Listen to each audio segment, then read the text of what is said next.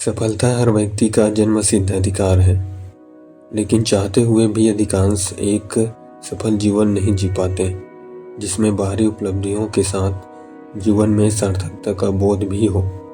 इसी विषय पर अमेरिकी लेखक स्टीफन कॉवे की पुस्तक 7 habits of highly effective people प्रखर मार्गदर्शक करती है। व्यक्तिगत, सामाजिक तथा पेशेवर जीवन में सफलता को सुनिश्चित करने वाली इस पुस्तक में 7 आदतों की चर्चा की गई है, जो हर प्रभावशाली व्यक्ति में पाई जाती है। पुस्तक में पूर्वी एवं पश्चिमी चिंतन के ज्ञान सार को समेटते हुए लेखक ने अपने सफल व्यावसायिक जीवन के अनुभवों को साथ जोड़कर प्रस्तुत किया है। पुस्तक में वर्णित 7 स्वर्णिम सूत्रों का सार संक्षेप। पहले चरण का आदत है बी प्रोएक्टिव, अर्थात अपने कर्मों की जिम्मेदारी लें और अपने समय व ऊर्जा को उन क्षेत्रों में केंद्रित करें जो आपके प्रभाव क्षेत्र में आती हो। भविष्य में जो चुनौतियां आ सकती है, जिन समस्याओं का सामना करना पड़ सकता है, जिस तरह का उज्जवल भविष्य आप देखना चाहते हैं, इनके अनुरूप वर्तमान रणनीति पर विचार प्रोएक्टिव होने की आदत में शामिल है, जिससे कि हम वर्तमान कर्मों को ऐसा स्वरूप देते हैं कि भविष्य की चुनौतियों का सामना करने के लिए पूर्व से ही तैयार होते हैं, जिससे भविष्य में इच्छानुकूल अपेक्षित परिणाम आ सके। एक प्रोएक्टिव व्यक्ति बनने के लिए आवश्यक हो जाता है कि हम अपने व्यक्तित्व व जीवन के हर आयाम से अधिकाधिक परिचित हों तथा उन चीज़ों के प्रति जागरूक हों जिन्हें हम अपनी क्रियाओं द्वारा प्रभावित कर सकते हैं, बदल सकते हैं, न कि उन चीज़ों पर जो हमारे प्रभाव क्षेत्र से बाहर है व जिन्हें हम बदल नहीं सकते। दूसरा चरण है begin win the and mind, अर्थात अपनी रुचि, क्षमता, संभावना तथा यथास्थिति को देखते हुए अपने लक्ष्य का निर्धारण करना। यह अपने जीवन लक्ष्य से जुड़ी आदत है। हमारा जीवन लक्ष्य कितना स्पष्ट है? एक मिशन स्टेटमेंट के रूप में क्या यह परिभाषित है, जिसमें आपका जीवन दृष्टिकोण परिलक्षित होता हो? यह मायने रखता है और एक प्रभावशाली जीवन का निर्णायक तत्व रहता है। लक्ष्य स्पष्ट न होने पर जीवन के प्रति रवैया भी धूलमूल रहता है। व्यक्ति के प्रयास आधे अधूरे व शिथिल रहते हैं तथा जीवन में कहने योग्य सफलता अर्जित नहीं हो पाती, क्योंकि जीवन की शक्तियाँ इधर उधर बिखरी रहती है। इसी आधार पर आप अपने जीवन की नायक के केवनहार की भूमिका में आ जाते हैं। अपने जीवन की पटकथा के लेखक की भूमिका में स्वयं को खड़ा पाते हैं। आप अपने भाग्य विधाता स्वयं बनते हैं।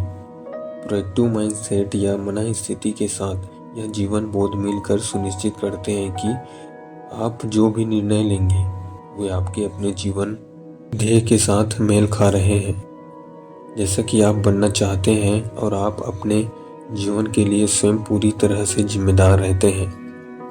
तीसरे चरण की आदत है पुट फर्स्ट थिंक फर्स्ट, अर्थात यह समय प्रबंधन से जुड़ा पहलू है। यहाँ निर्धारित लक्ष्य के अनुरूप अपनी प्राथमिकताओं को परिभाषित करना होता है। इस चरण में अपने विजन को वास्तविकता में रूपांतरित किया जाता है और इसके अनुरूप उचित निर्णय लिए जाते हैं। इसके लिए अपने जीवन में महत्वपूर्ण, गैर महत्वपूर्ण तथा आवश्यक व गैर आवश्यक कारकों की पहचान आवश्यक हो जाती है। साथ ही तत्कालिक चीज़ों को कैसे निपटाया जाना है, इसका त्वरित निर्णय लेना पड़ता है, अर्थात जीवन के हर पल का श्रेष्ठतम उपयोग कैसे हो, यह इसके अंतर्गत आता है और यह लक्ष्य की स्पष्टता के अनुरूप तय होता है। यदि लक्ष्य स्पष्ट व जीवंत नहीं है तो गैर महत्वपूर्ण एवं अनावश्यक कार्यों में व्यक्ति का उलझना तय हो जाता है। चौथे चरण की आदत है थिंक विन विन। यह सोचने का स्वस्थ व संतुलित तरीका है, जो सकारात्मक व सृजनात्मक सोच को परिलक्षित करता है। पिछले 3 चरणों के आधार पर व्यक्ति में यह विश्वास व साहस आ जाता है कि वह थिंक विन विन की मन स्थिति को धारण कर सके।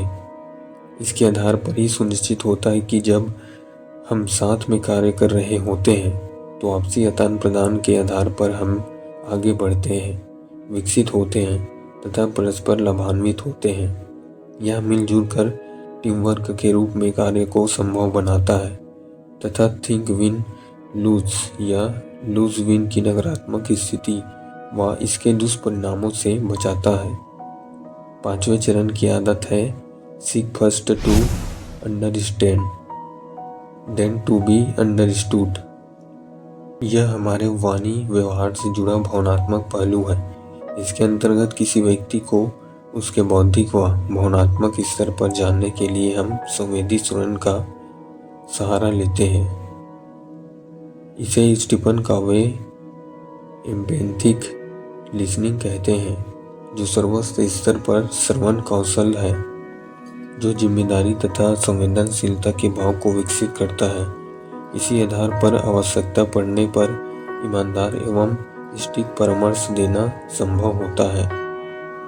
स्टीफन कावे के अनुसार इसका अभ्यास व्यक्ति के इमोशनल बैंक अकाउंट को समृद्ध करता है, जिसके आधार पर व्यक्ति अधिक भावप्रवण बनता है और इसके व्यक्तित्व की विश्वसनीयता एवं प्रामाणिकता में इजाफा होता है, जो सामूहिक एवं सामाजिक स्तर पर सफल जीवन का एक निर्णायक आधार रहता है।